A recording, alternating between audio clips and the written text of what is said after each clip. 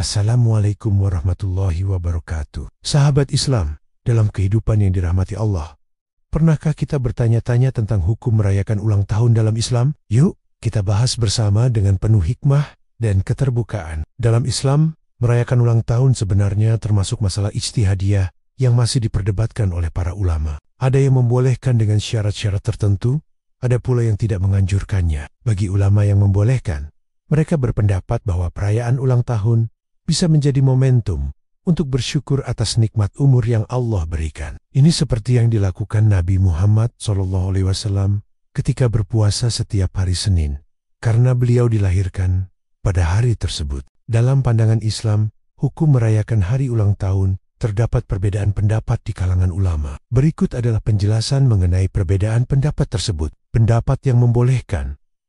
Alasan: tidak ada dalil yang secara jelas melarang perayaan ulang tahun. Perayaan ulang tahun dapat menjadi momen untuk bersyukur atas nikmat umur yang telah diberikan Allah Subhanahu wa Ta'ala. Dapat menjadi ajang silaturahmi dan mempererat hubungan dengan keluarga dan teman. Tidak ada unsur ibadah dalam perayaan ulang tahun, hanya sekadar tradisi atau kebiasaan. Dengan syarat, tidak ada unsur kemaksiatan dalam perayaan, seperti ikhtilat campur baur laki-laki dan perempuan yang bukan mahram, musik yang berlebihan, atau minuman keras. Tidak ada unsur pemborosan atau berlebihan dalam perayaan. Tidak ada unsur kesyirikan atau perbuatan yang bertentangan dengan ajaran Islam. Ulama yang membolehkan. Ulama kontemporer yang berpendapat bahwa perayaan ulang tahun boleh dilakukan dengan syarat-syarat tertentu. Pendapat yang tidak membolehkan alasan: tidak ada contoh dari Nabi Muhammad SAW, para sahabat, atau generasi salafus saleh yang merayakan ulang tahun. Perayaan ulang tahun dianggap sebagai tasyabuh,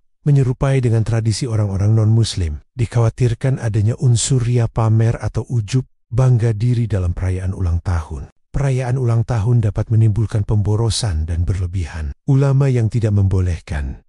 Mayoritas ulama salaf dan sebagian ulama kontemporer. Pendapat yang lebih hati-hati.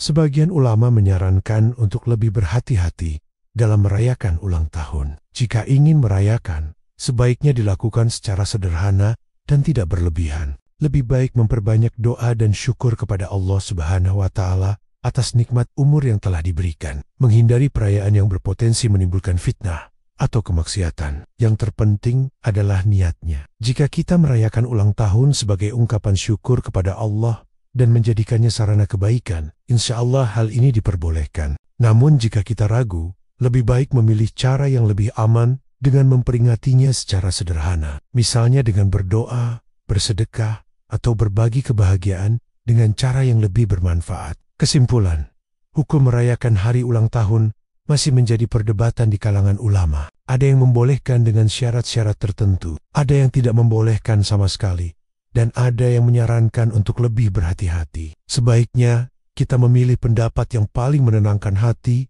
dan sesuai dengan keyakinan kita. Jika kita merasa ragu atau khawatir, lebih baik untuk tidak merayakan ulang tahun atau merayakannya secara sederhana dengan memperbanyak doa dan syukur kepada Allah Subhanahu wa Ta'ala.